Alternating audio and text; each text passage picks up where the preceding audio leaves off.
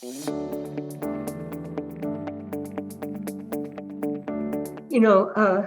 I would probably approach it, not just the end of the school year, but the end of the fiscal year.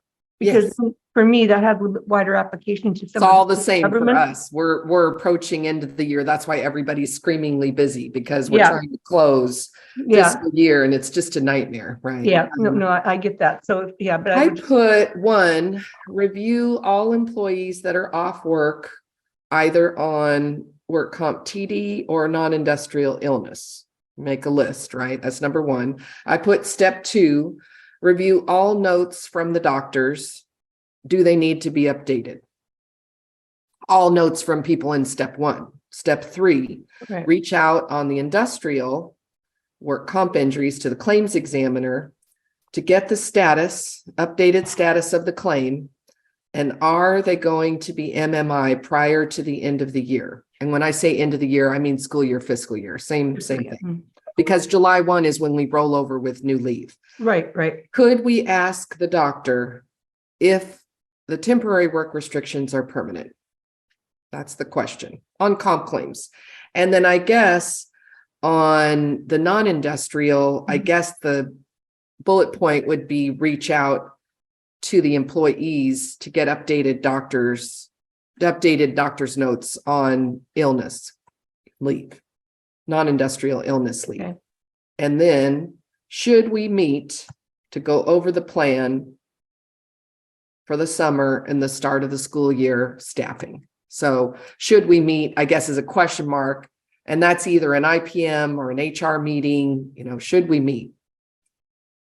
And then you're making a list of the people you want to try to meet with before you go off for the summer, because we don't want to really be bringing people in for IPMs in the summer. We can, but we don't want to do that, right? They're Right. not under contract. They're not being paid. Well, and I think it's just important to distinguish, those who are year-round versus those who are Yes, 10 or exactly. 11-month assignments, and that. Those folks that are 9-month, 10-month, 11-month, and then some districts, everybody's a 12-month employee. They're all paid on a Right. 12-month basis, right? So those considerations need to be made. So you're kind of making a checklist and a to-do list because we're running out of time, right? If you want to meet with people, we only have basically a month, right? So I've got review all employees with known medical conditions, work-related and non-work related. Okay. And this might even be, look, I'll go on. Review all work status reports. Right. Okay, to verify currency. Right, because some of them might be old and you're Yeah. working off old information. And so And would this it be came up because of Lakeside. Betsy reached out. I don't know if you saw that.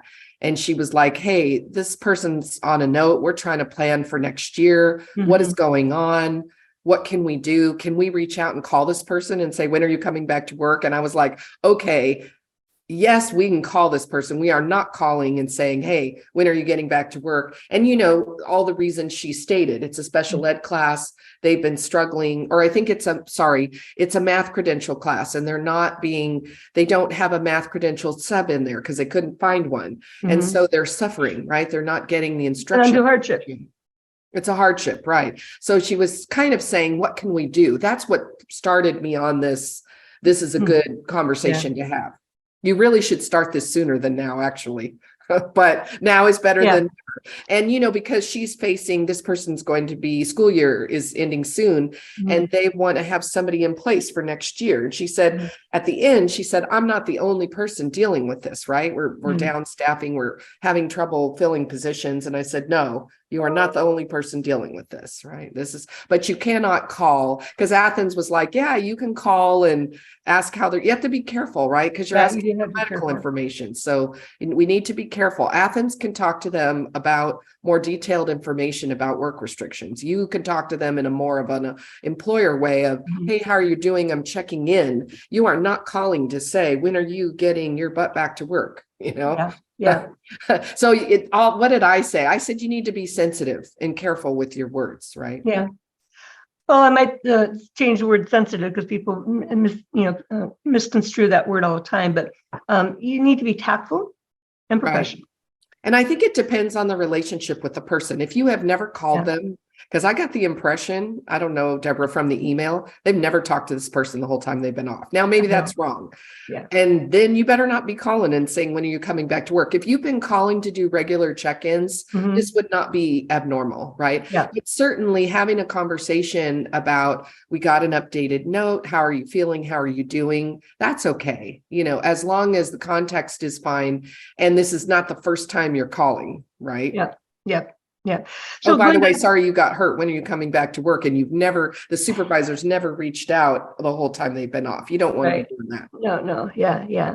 And going back, what I would suggest, there's two things I would add to what you just said, is that, what encouraging employers to do this routine end of fiscal year review. And so that when you do call up, is that, we are updating our procedures and we're just checking in with all of our employees who have medical conditions. Part of your process, right? Yeah, it's part of our process. And so we just want to check in. How are you doing? And then they don't feel picked on, right? Yeah. It's not like we're picking on you. We're calling everybody because we're doing that's a great point. We're doing our start of school year planning, but we're doing it now. Mhm. And they're well aware that we do this, right? That's why we give pink slips way in advance. In March, right? We give a pink slip that you might not be coming back because we plan for our positions for the fall. So you're right. It should be built into part of your HR process, not that we get to the July 1 rollover and we're like, oh my gosh, look at all these people that are off still. What are we going to do? Yep. And so maybe what I could offer is to develop some scripts for people. Yes. Yeah. It's the words you use that are so important. Yeah. Because when she said it's okay for us to do this, and I thought, and Athens was like, sure, give them a call. You can ask them for their status and their medical note and how they're doing. And I thought, Well, the old adage, it's not what you do, it's how you do it. How you do it. I thought, but you'd have to be careful, right? Like I would do this because I'm very close with my staff and I check in all the time. This wouldn't be unusual. And for me to do planning on vacations and coverage would not be unusual.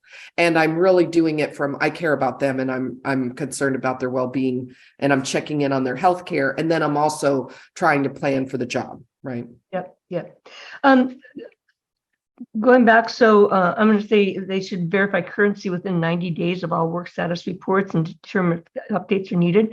I'd also suggest, in there too, is that for school districts to send notices out to principals to inquire. We're in the midst of our annual review and preparation for the next academic year, and we just want to check in. Are you aware of any employees with medical conditions for whom accommodations been made, informally or formally? We'd like an update on that so we can better support you and help manage those situations. The reason I say that, because I had another case recently where somebody had been informally accommodated again at the local level. And the district didn't even know, right? Yeah, they didn't even know. We've seen a few of those recently. Yeah. That the district office did not know that there was a note given to a principal. It never made its way to HR, obviously a mistake. And they were just doing it, right? It wasn't on a timeline and it wasn't on the 60-day or 120-day, or it wasn't on any kind of account because district office HR didn't even know it was happening. Right. Yep. Yeah. And new principal, right? It was a new principal. So it's kind of like, well, this is part of my world, right? Yeah. I have another case. It's not part of your JPA, but it was like both the new business officer for HR. And I said, oh, I don't understand what happened here, before you came on board. And when the other person was managing this, because the employee was just shocked that her accommodation was not going to be continued as is when she was a school psychologist and she was only doing assessments, no report writing. Oh, wow. Yeah. And so the director of the program said, we've been able to do this year because of our programming needs, but that's not the way it is for next year. And so, there's just a whole lot of messy stuff about that one.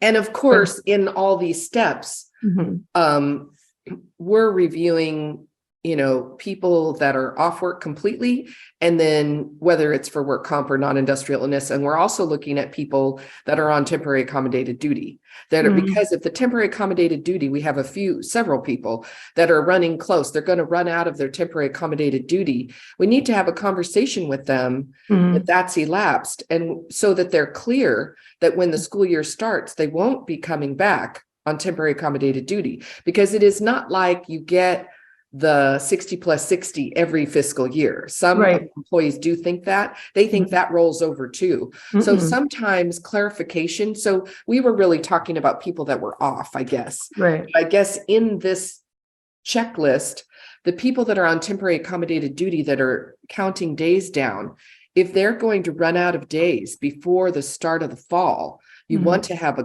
talk with them before the end of the school year, so they're not in shock that they're going to be accommodated in the fall. We don't want to have a big fight. We want to talk about that now, right? What's happening. We're going to be subbing your position, and then we'll get notes and talk and see where we are. But you've exhausted the temporary accommodated duty period per our return to work program. Those conversations should be had before the end of the school year too.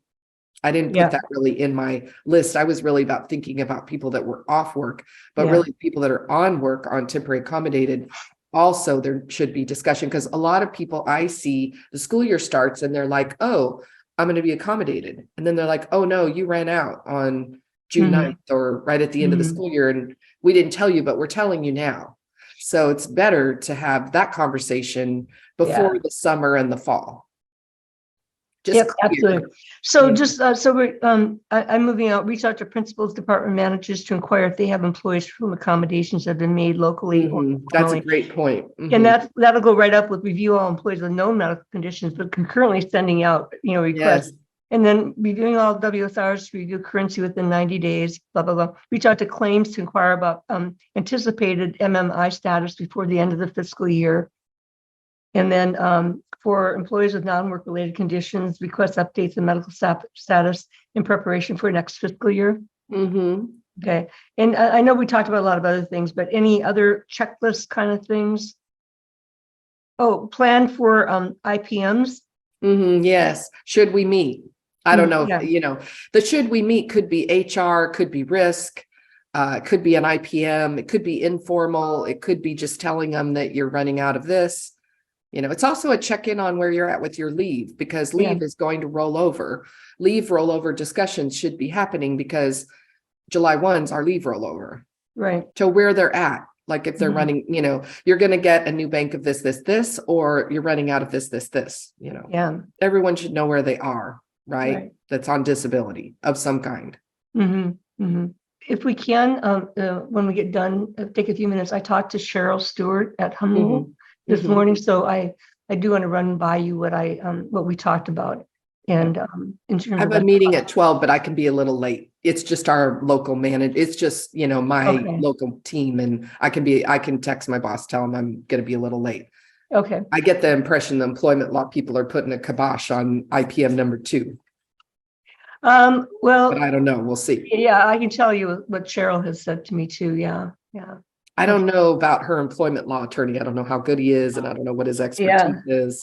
Well, if he's telling the school district that they have to go through him, Cheryl's already been told by her employment law attorney that's not true. Yeah. So I've got some suggestions. So we've got a couple of people who've entered into the waiting room. Did we touch on this name last time? Raul Juvera? I don't think so. Roy came last time from Helix, because he's the new HR person. And then we've got Connie Fierro from Ramona. Yes. And is Connie did she replace Elena is there too, but Connie is taking over work comp. Oh, okay. Connie and Elena kind of work together, but Connie is doing work comp now. Okay. And then who is the HR director? He's new. He was there before Tony. Trying to remember his last name. He replaced the guy that went to San Marcos, who I loved. But yes, he's wonderful. Their new HR guy. He worked at Ramona before. He left and he came back. Okay. And he's the new assistant suit. What's his name? I can't remember Tony, but I can't remember his last name. It's just It's there in my head. I just have to not think about it for a bit. It'll come to me. Okay. And Raul, by the way, 𝐸𝐵𝐸 is from West Coast Vine Ripe.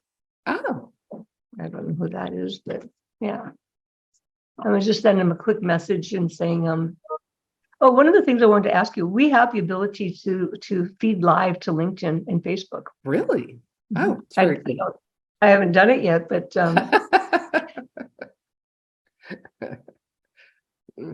I embrace all new technology. More is more. well, that's the way I'm feeling, and so Yeah. I got a really good response to the posting I did on LinkedIn this morning about today's program. I thought it was cute. Woof woof. So I'll put this together in a checklist and send it over to you so we can get that out as part of the thing. So when do you leave on your trip? 2 weeks. Wow. It's getting real. It's getting Yeah. close. I haven't done a trip like this since I had my kids. I haven't done any. Wow. I did a lot of travel before I had them, but since I had them and put them through college and paid for a wedding, Yeah. I really haven't done anything big like this for myself. So Yeah. I never even left work for 3 weeks at a time. So it's a Wow. big deal. Yeah. Big thing. Well, I know for me, I hadn't taken a 2-week vacation like when I went to Italy. I hadn't done that. Well, I guess we wouldn't even gone 2 weeks, maybe 12 days. But Not in 15 years, not in the whole time I've worked here. Have I? Yeah. I've never even taken 2 weeks, let alone 3. yeah, I've never yeah, taken 3 weeks off. yeah. I mean, because when I took my daughter to Spain in 2018, we did take a full 2 weeks. I hadn't done that. I don't even know ever when I've done 2 weeks. Maybe when I got married and took my honeymoon. That makes sense. Yeah, that was 2 weeks. That was in A long 1981. time then. That was in 1981. Mhm. For So- sure, it's been a really long time because my girls are 25 and 29, and I used to travel a lot before I had them. I love to travel, and I stopped. Okay, Lillian Lopez is here. Well, should we go ahead and open? We've only got 4. I know we don't want to go too long too. I got it last night, so I sent it out last night. So Or you just got it last night? I got it last night, so then I sent it out, but it was late. So I don't know if a lot of people saw it. I mean, it was like 9 or 10. So then I did send it out. So sorry. I'm so sorry. No, that's okay. Maybe we'll get on top of that yet. One last quick question. What are we doing? I sort of forgot. I didn't have time to go back and look at my email. I sort of forgot where we left it. Are we going to go back to the 12th or are we going to stay on the 19th? I can't do the 12th. The 12th, my boss's boss is scheduled. Oh, that's right. a mandatory Okay. management meeting. The 19th is my holiday, but I can work on my holiday. I don't care about that. And the Monday after would be the best. But I'm, 26th? the 19th, we won't have anybody. It'll just be you and me because that's like one of our big school. Right. Juneteenth is like our new Right. Martin Luther King Day. It's really a Right, big thing. But So do we want to go to I'm the okay. 26th? Yeah. Okay. It's great. I'll change it again. And you know me, I'll work on the 19th too. It'll just I know, be but me and we'll film it. yeah. Okay, I'm going to go ahead and open the room because I do want to close with that announcement that we're having Right. That we're going to move exception it. to our Which we're going to schedule. move it till after the school year, which actually is okay anyway, because it's a little bit crazy. Yeah. Okay, here we go. Welcome. Olga's here. Welcome, everyone. Good morning. Happy Monday, May 8th already. Wow. Welcome, everyone. We've got some people still rolling in. And so do appreciate those who arrived promptly at 11. We just tend to have people rolling in for those first few minutes. So we actually tend to start a little bit late just so we don't have a lot of interruptions in our opening remarks. So just want to welcome everyone again. I'm Dr. Deborah Dupree, and I'll be your co-host today with Felicia Menta from San Diego County Office of Education, JPA, Risk Manager, right? Yes. Happy Monday. Happy to be here. Wonderful. Well, we have, I hope that you'll find them very interesting topics today. I would like to start off with what they are so that you can sort of frame your thinking as well as frame your note-taking if that's what you're going to do. And so, one of the things that Felicia and I strive to do is that we try to stay abreast of what are some current hot topics either out there in the news or what we see happening more locally as we interface with people just like you, in handling your work and non-work related medical conditions for your employees. And so one of the topics today is woof, woof, woof. When a support service animal goes beyond a disability accommodation into a liability nightmare. And so Felicia's got some current stuff on that, and I've worked actively in that arena too. And then our second one, delayed, denied, and accepted, crossing the workers' comp line into employment liability. And I know we've all seen cases that initially the claim may be denied, and then it goes to review, and then it gets accepted. You know, it can sort of create I don't want to call it a nightmare, probably not that bad, but it certainly does create some angst. And how do we effectively manage this? And then where do the next steps go? And so we have a real life example that we can bring to you about that. Of course, always maintaining confidentiality. So I want to make sure that you know that too. And then one of the things that has emerged in Felicia's and my thinking is actually creating a checklist that will be distributed to all of you in terms of what are some, annual and end of the fiscal year planning and review that would be helpful to you in how you manage your employees with medical conditions. And we're encouraging, I'll say right up front, encouraging you to make this your annual practice, and probably around March and April before things get too crazy towards the end of the school year, but to start planning ahead. And so that way we don't get caught in the summer months and we don't get caught with the start of the new year. So with that, those are our three topics today. We're going to go for about 35, 40 minutes. And please feel free to put any questions into the chat box. As many of you might know, we do release a recording of today's program to you in about 7 to 10 working days thereafter. Got a couple of special announcements, and we'll go on from there. So again, welcome, Felicia. Happy Monday. Yes, thank you, Deborah. Our first one comes with some real example, like using real examples, because I think it helps the other school districts and employers that are on. So the question started out with the district has a teacher who has a service dog, and she has a doctor's note, and the note says to have her service dog with her at all times, quote unquote. Does she also need to have liability insurance? So that's how the question came over, framed. And so it sort of was this is obviously a non-industrial condition, right? Probably related to some sort of anxiety, right? That's what we're thinking underlying, but the note does not say that. Note doesn't say what the disability is or what the medical condition is, does not make that clear. So the response from liability, because I have liability team members, was that the teacher should have liability insurance for the animal, and that they should have the district named as an additional insured on the policy, and that our liability department has sample release forms that districts and other employers can use to modify to suit their needs. And there should be a non-industrial interactive process meeting to discuss the request and the district's response and requirements, especially surrounding like insurance. And then there was a lot of back and forth between the teacher and the employer about getting homeowners coverage, the type of coverage you can get, how difficult it is to name the district as an additional insured. This is not an easy thing. A lot of homeowners policies do not want to do this, and how to get the proper level of insurance to protect the district. And also how to have the right language on the policy. And so it was interesting. The comments from liability was that if there are dogs on school grounds, it can be a liability problem, even if there's a waiver or insurance from the dog's owner. There are other issues to consider, and I know you've dealt with this in IPMs on lots of service animals, not just dogs. There are other issues to consider around allergies for other staff and students, as well as the potential for significant injuries, because we've already seen and have dog bite claims on the JPA liability side. This is a district decision. This is an employer decision.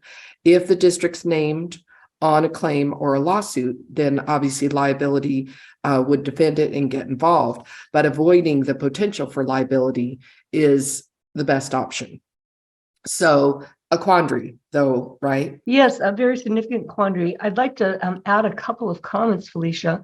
Starting off with, first of all, the doctor's role is to address the manifestations of a person's medical condition that impacts their ability to be at work, stay at work, and perform the work. The doctor's role is not to identify and determine the accommodation to be provided.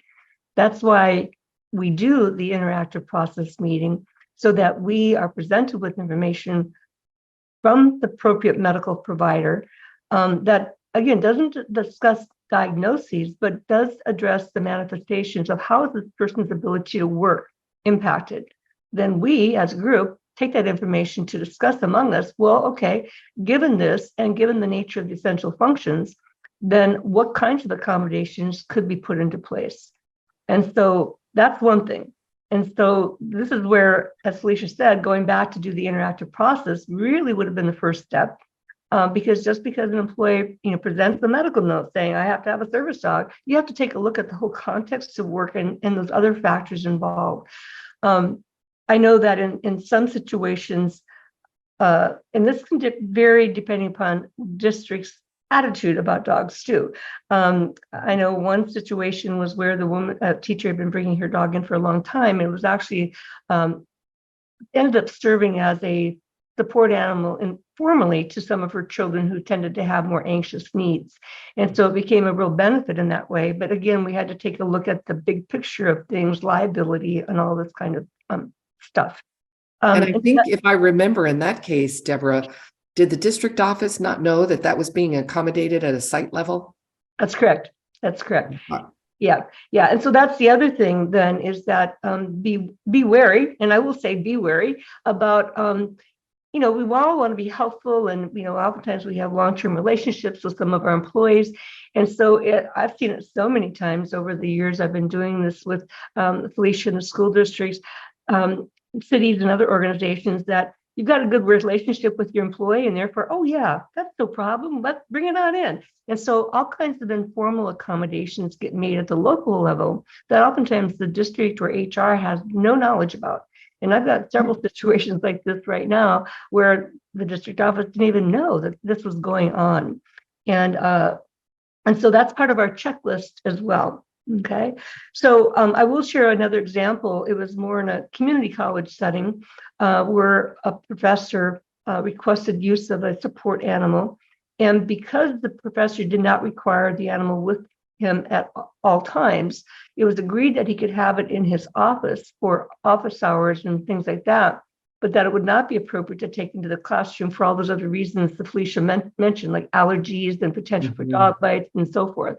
So it really is a contextual evaluation that needs to be done and doesn't make good business sense. And as well as for the safety. Remember, it's always a balance between what does the employee need and what does the employer need. And so that's where the interactive process comes into place. And not only by doing that, you have that conversation, but you automatically have met your requirements under the ADA and FEHA for engaging in the interactive process. So if there's ever a doubt, do the IPM, formally or informally, but make sure that you do it. Now, I will share with you two things. I have had two cases in the last 6 months where employees have been off of work due to badly mangled upper extremities due to dog bites. Didn't happen on the job, but it did happen. Now it's been affecting their ability to work pretty significantly.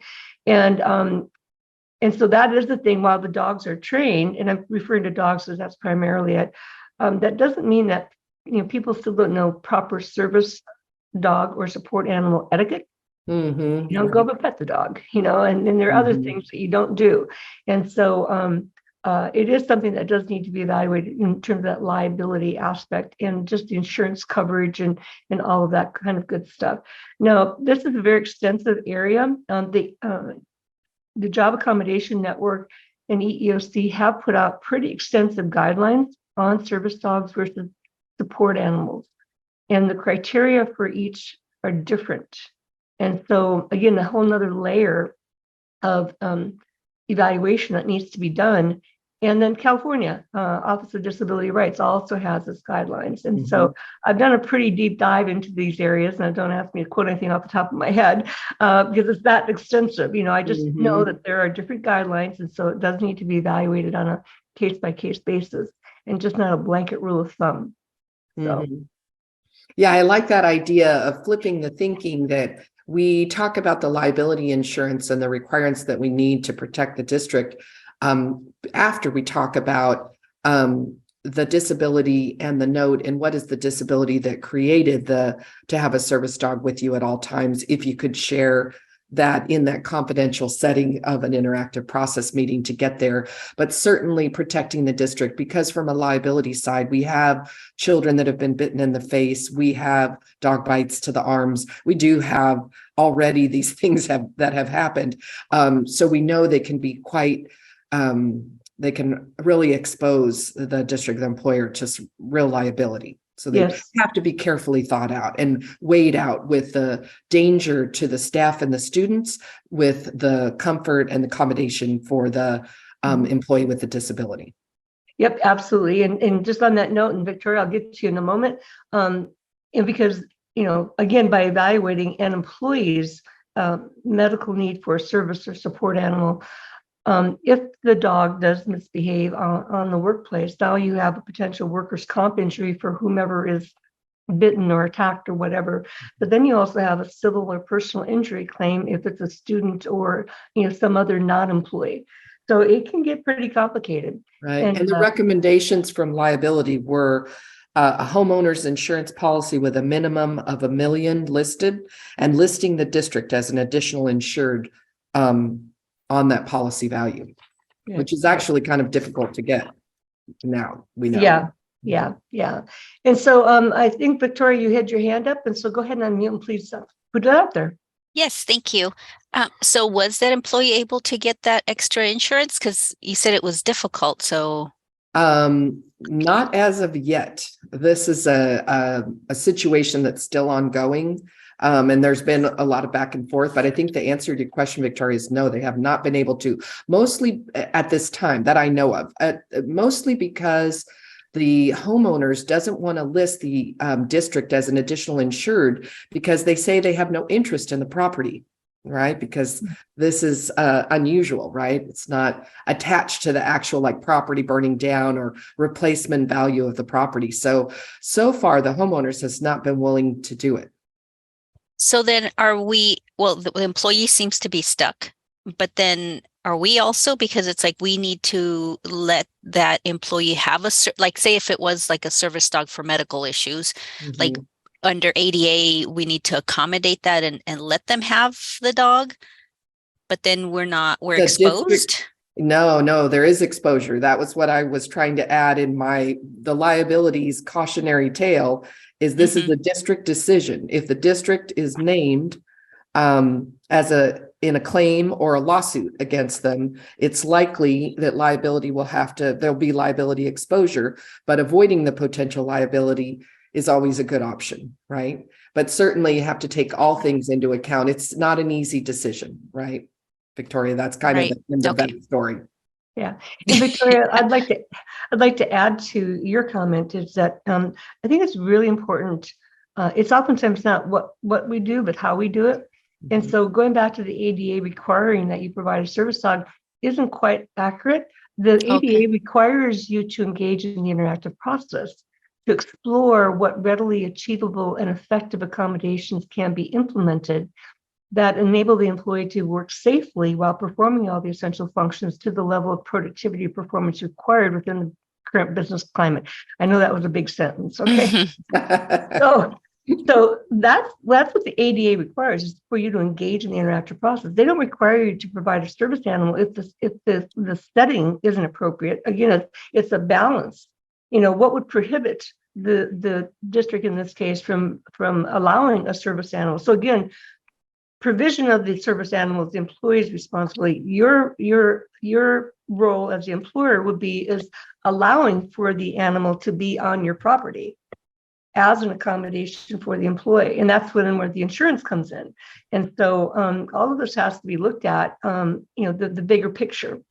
what does the employee need? What does the employer need? And so it's a balance. So yes, a service dog may be considered an appropriate, readily achievable accommodation, but you also have a right to understand, well, how does the dog help the employee perform on site, performing all the essential functions? Is it really helping the employee achieve all the essential functions? Or is it actually presenting obstacles or obstruction to other aspects of the job? So lot to consider. So it's not an easy answer, easy solution. Mm-hmm.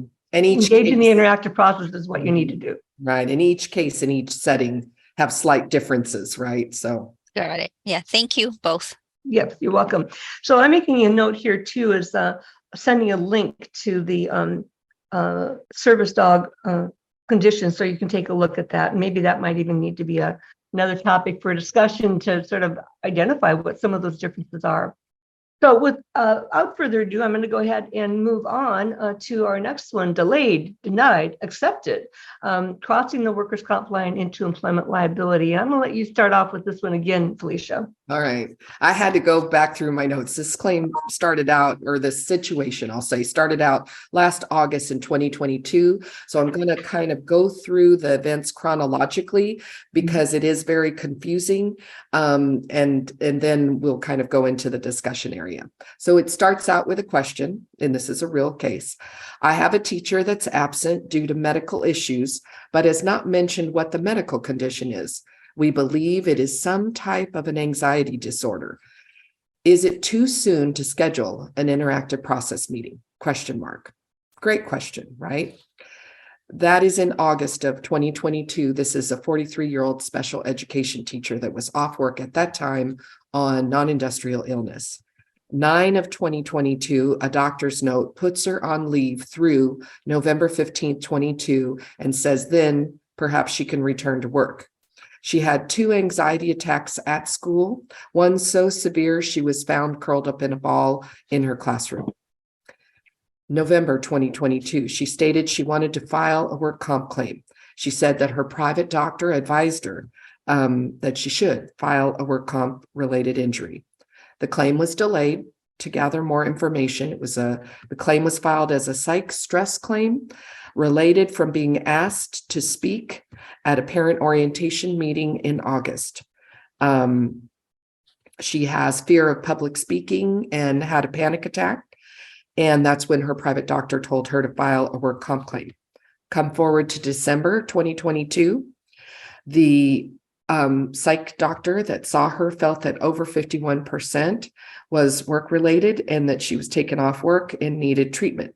And she asked for a QME second opinion. The claim was conditionally denied.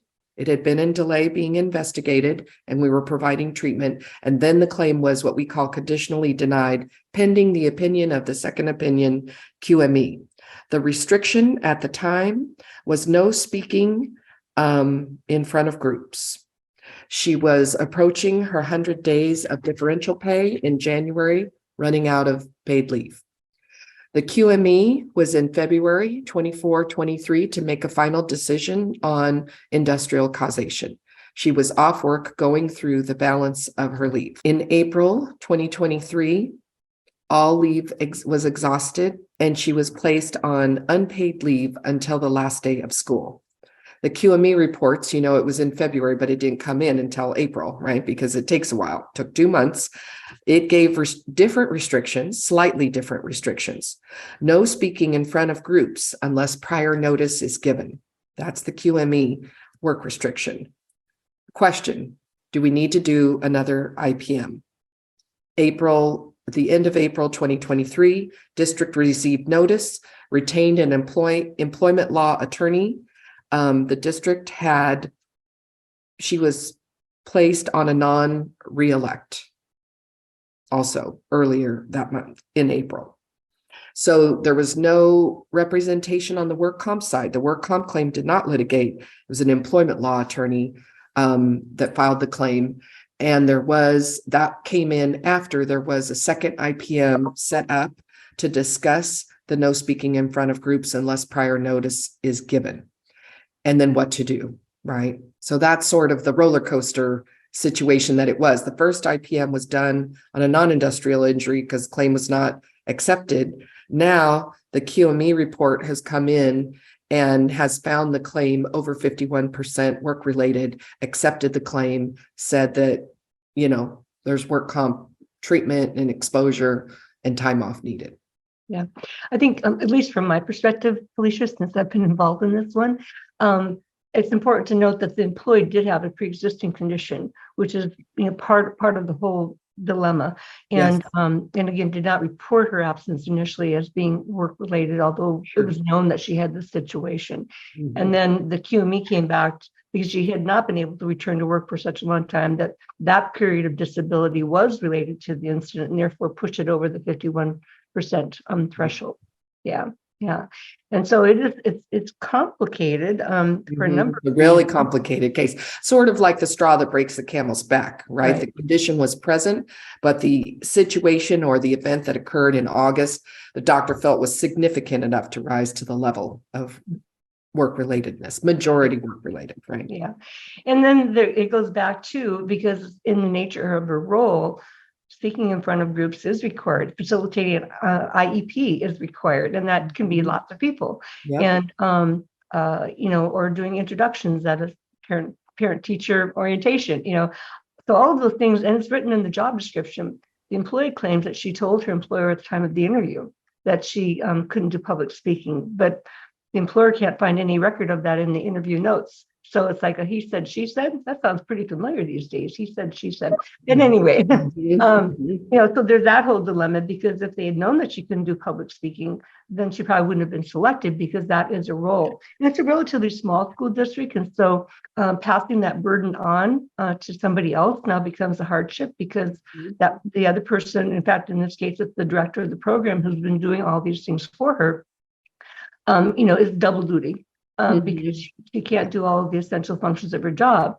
And so, as I've explained, is that again, the goal is to restore someone to performing all the essential functions, not removing essential functions. And so I have to admit, when I did the first IPM, I said, well, what I would recommend that you do is that this is where you can, look at what can you do to improve your ability to speak in groups. And we'd even gone through what size of group, is it, 200 people is very different than speaking in 20 people, and particularly people, And so we went through all that. But at that time, the doctor's limitation was no public speaking. And so that meant no public speaking in front of, it even came down, could she teach in her class? And she goes, well, yes, I can do that. So that's different. But we had to go through all these other meetings. But at that point, it was no speaking whatsoever. And so that's it didn't have the qualifier of unknown unless prior notice is given, right? Right. And that's why we weren't able to return her to work until we got that second opinion. So now we have that second opinion. We do need to come back into the IPM, or we should come back to the IPM to address, what does that look like? How much is adequate time? And can that be realistically provided? And yet, because there's this other, I'm not sure what the term was, Felicia, you called it the contract. Non-reelect is going on at the same, right? During this time. Yeah. So what's important for our purposes on the accommodation process is to separate that out. She's been under contract. We're not even here to talk about the non-reelect portion of that. That's separate, because there are other factors contributing to that. And again, for right now, she can return to work. And can this, the adequate time or prior notice given, what does that mean? What does that look like? And so the district is prepared to return her to work at this time for the remainder of the school year. And so that's where my recommendation is that we put the offer out there. We say why we need the IPM in order to clarify prior notice, and she's ready to return to work for the balance of the year. Next year's another story. Right. Yeah.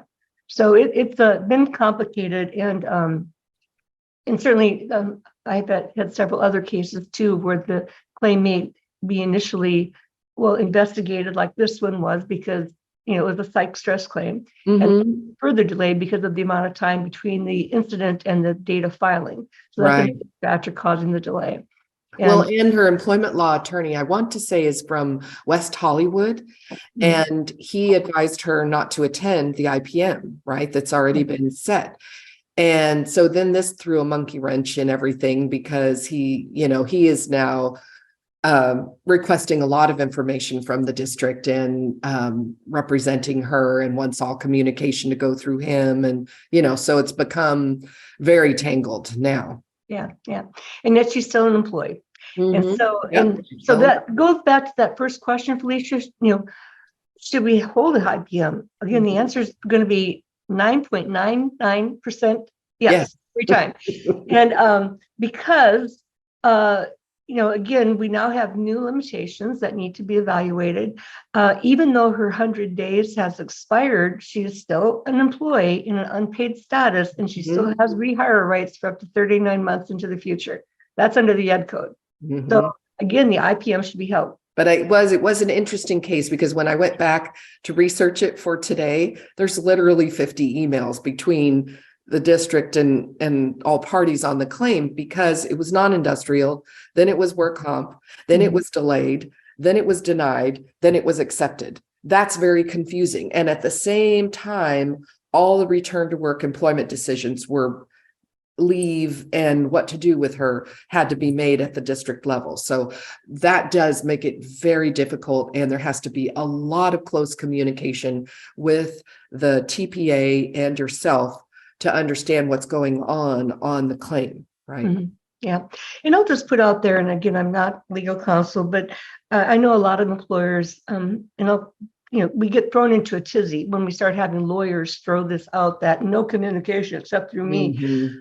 I'm sorry, employer, employee, you still have an employment relationship.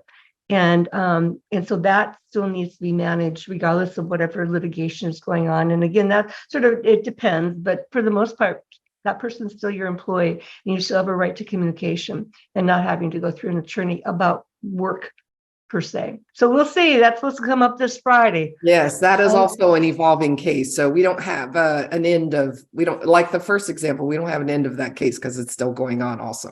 Yeah. And I can think of another case we won't get into now, Felicia, but again, where the employee said he reported his injury, his problems to a supervisor, and quite a long time ago, and the district office had no idea what was happening. And he went to group health. So was it treated?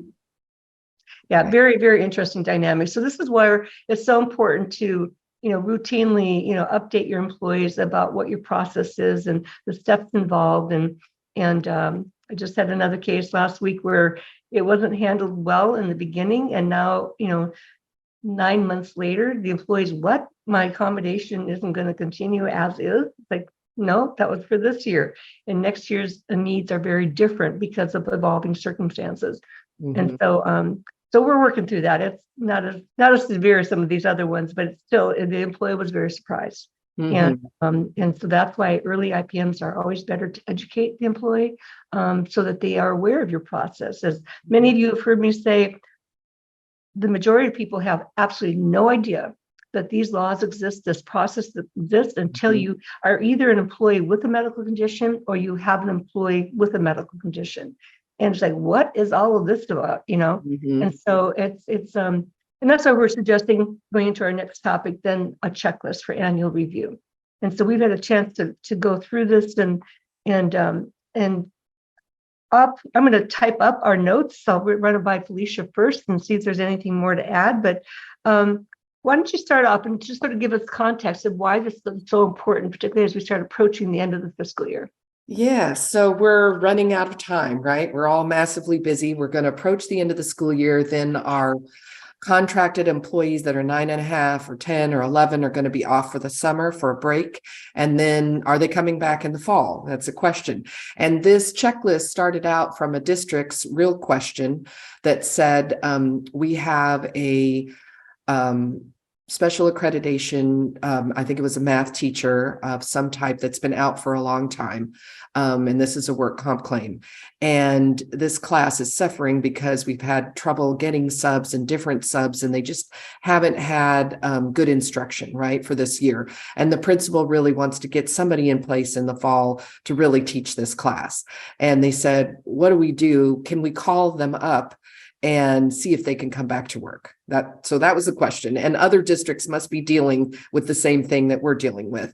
And so that's when Deborah and I talked about that the number one step that you want to do is review, usually even before now, for the end of the year, because leave is rollover on July 1, and because we're all, a lot of schools closing for the year, or unless you're year round, right, you're still having closing dates, that you review all employees that are off work, whether they're on work comp TD or non-industrial illness leave, and sort of get your handle on who those people are.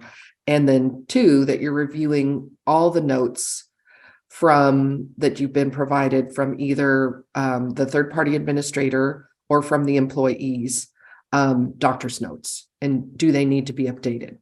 Are they current? And then number 3, I think what we talked about was reaching out, if it's a work comp claim, to the claims examiner to get a current status. Are they MMI or permanent and stationary? And are they going to be before the end of the school year? And is it possible to ask the doctors if the work restrictions are going to be permanent, or they anticipate they'll be permanent? Because then we're going to talk, should we meet? Should we meet in HR? Should we meet in risk? Should we start planning for the break and the start of school staffing? And do we need to have an IPM before that time elapses, because we're running out of time, right? Right. And to add to that one, Felicia, again, keep in mind, particularly around, anticipated MMI status, because under workers' comp, that becomes critical, because as an employer, you have only 60 calendar days from that MMI status in order to make a decision about, can you offer modified alternative work? And if we don't meet that 60 days, guess what? You're on the hook for $6,000 retraining, even if the employee continues working for you. Right, Felicia?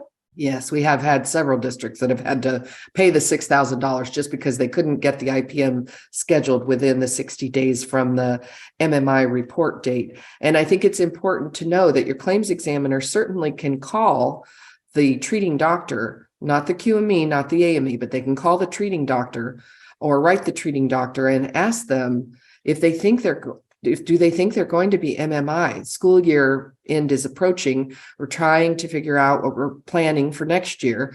Is this person going to be MMI? So that you can get some idea. And then Deborah, I'll let you go into what we talked about with the temporary people that are on temporary accommodated duty and some of your additions to my.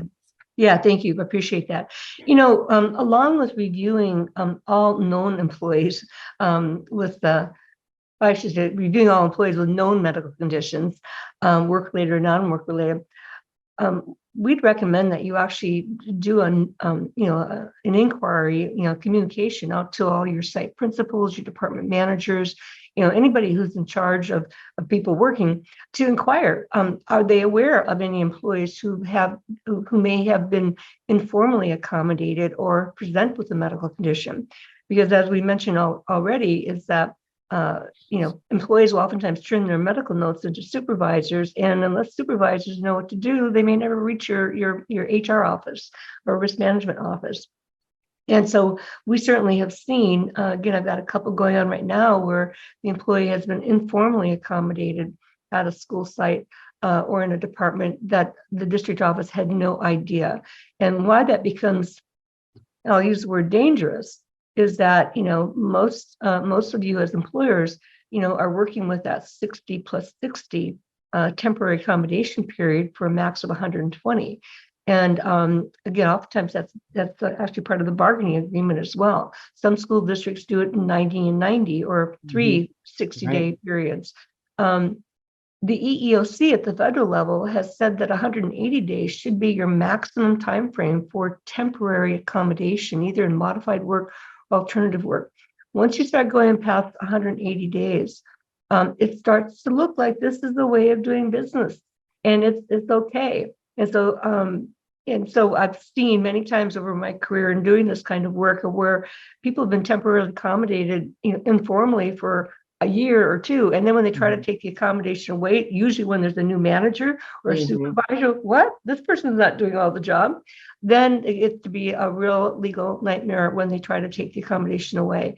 And so it really is your tool to effectively manage your employees with medical conditions. And we always try to do a temporary accommodation unless doing so actually delays their recovery or we're seeing no change in their functional limitations. Now, in the schools, we have found that it pays to be a little bit more flexible around those timeframes because of the impact it might have on student services, the delivery of academic instruction. And so the EEOC has actually formally ruled that if an employee knows that they need a finite, discrete extension of time, like 30 days is definitely doable when you've already done it 120 or 180, or maybe even another 60 days. But after that, you really need to curb that because for a whole host of reasons. But also, we know we have stats from the Office of Disability Guidelines that says the longer someone's off, the less likely they're going to be able to return to that work. And that's why 90 days getting someone back to work is so critical. And then 6 months, and then it drops down tremendously. And down to the point of where if someone's been off of work for a year, the likelihood of returning to work is only about 10 to 12%. And so, again, keeping people out for lengthy periods of time, keeping people on temporary accommodation for lengthy periods of time, just actually stirs up the pot in all kinds of ways that become more difficult to manage in the long run. So do reach out to your site administrators, your principals, your department managers, and inquire. Make sure that they're up to date about this whole process. We've had a lot of movement, in all kinds of employers in terms of people in leadership. And again, people simply just don't know how to manage people with medical conditions. Right. And I think it's so important as we get close to the end of the school year and to our July 1 rollover and new fiscal year that we talk to people who are on temporary accommodated duty and are arriving at the end of their period as to what that's going to do for the next school year, right? That if they've already exhausted their temporary accommodated duty under your return to work program, what's that going to look like for fall so that everybody's clear on where they are and what's going to happen to them on the July 1 rollover, what benefits they have and what benefits they will have. So this is kind of a meld between HR, payroll, and risk, right? But it's well worth doing. You want your employees to be informed about where they are in the process and what the plan is. Right. Absolutely. And with that too, we've talked about work-related medical conditions, but this is also a great time to reach out to your employees with non-work-related medical conditions. The process still applies the same, but again, some of the rules, shall we say, without workers' comp may differ. And so this is a great opportunity to reach out to your employees with non-work-related medical conditions to request an update in their status. And in my world of disability management, we're usually looking for medical updates within at least 90 days. I've got an IPM coming up and the medical note dates back to February, and it's really about, is this accommodation working, which I don't think it is. And it came from an internist. It didn't even come from a behavioral health specialist, and that she's being, her condition is for behavioral stress. And so got to be an appropriate doctor, but we need a current medical update too, not something that dates back 6 months ago because things have changed. She's been back to work. We need something more current that can help support us. So again, a way of staying on top of your employees with medical conditions in a way that allows you to stay in control of your process. And the answer to the question that started all this conversation was, can we reach out to the employee and ask them to come back to work? Obviously, that's a discussion where you have to be very careful with that. And the conversation certainly can be a check-in. I know, Deborah, you and I talked about this. This is tone matters and relationship with the employee matters. If this is the first time you have ever reached out to talk to them since their injury and they've been off for a long time, the tone can't be, when are you coming back to work? It's a hardship. We really need you to teach math. The tone, The check-in is, how are you feeling? How are you doing? Is there anything we can do for you? We have been we're doing our annual process of looking at staffing for next year, and we're trying to plan. Just wanted to see how you're doing and where things are. That's, I think, Deborah, fine, right? Yeah, it's not what you do, it's how you do it. And so, I will share with everyone here, having been a mediator in workplace issues for as many years as I have, more than 30, that one of the biggest complaints from employees is that if they're off from work for medical reasons, work-related or not, is that they never hear from their employer, particularly their direct supervisor. And it's sort of like, the attitude on the part of the employer oftentimes has been, oh, not at work, I can't talk to the person. It's like, that's actually what worsens the situation, because people feel lost without having their work environment, their work responsibilities to go to every day. They become even more isolated and can actually delay their recovery. So good employer-employee communications is actually really critical to the recovery process. And again, it's more of, this is part of our process. We want to stay in touch with our employees when they're off of work for medical conditions, and just how are you doing? Any change in any change in status, so that we can start planning for that process. Oh, do you know that we actually have an interactive process meeting where we come together confidentially to talk about where are you, where's your job site, and to work together to try to find readily achievable accommodations. So you start throwing in that lingo, and again introducing them to the process that we will be having an interactive process meeting when the time is right. And that is then leads into our whole last point on the checklist is, should we meet to initiate and or start the process, checking on leave balances, again, planning for the next year in terms of staffing needs, and then getting that in a way that works for everyone, and particularly for those employees who are not year-round employees, having them come in on their time off. But if you have to, you have to, because they are still an employee. Yeah. Well, any final words, Felicia? We got through our 3 key points, and hopefully, our participants have gained a lot of information. Any questions that our participants have at this point regarding the service animals, the confusion with delays, denials, and acceptances, and then also a checklist on some best practices. Any final input? Any words, questions? Certainly communication is key, right? And really good communication with your claims examiner and with HR and payroll. So you guys are all in lockstep on kind of where everybody is. And it's better to be proactive than reactive, right? That we're looking at it and asking questions rather than responding to information that we get. Yeah. Absolutely. So a couple of final announcements then, and thank you, Victoria, for your kind words in the chat. Normally we do this on the second Monday of every month, and June is proving to be an exception. We have some conflict for June 12th, which would be our normal day. And then the next week, June 19th is Juneteenth Day, which is now a federal holiday. And so what we are planning to do is hold our next Q&A on Monday, June 26th. So it'll be out of the sequence. And then 2 is July, we go dark. We will not be having a Q&A in July, so having a little bit later in the month actually, I think, probably works well with everybody's schedules, but also to prepare for the gap in sessions over the month of July. So just putting that out there. Again, we will have a recording sent out to all of you who registered. Feel free to share that with your internal team. It's always a great, something great to listen to while you're driving to work. So with that, we wish you well, and we look forward to the next series of hot topics. We'll be coming back, June, and then we'll be coming back in August. So meanwhile, everyone, have a great rest of May and start enjoying your summer. Yes, be well. It's nice to see you. Thank you, everyone.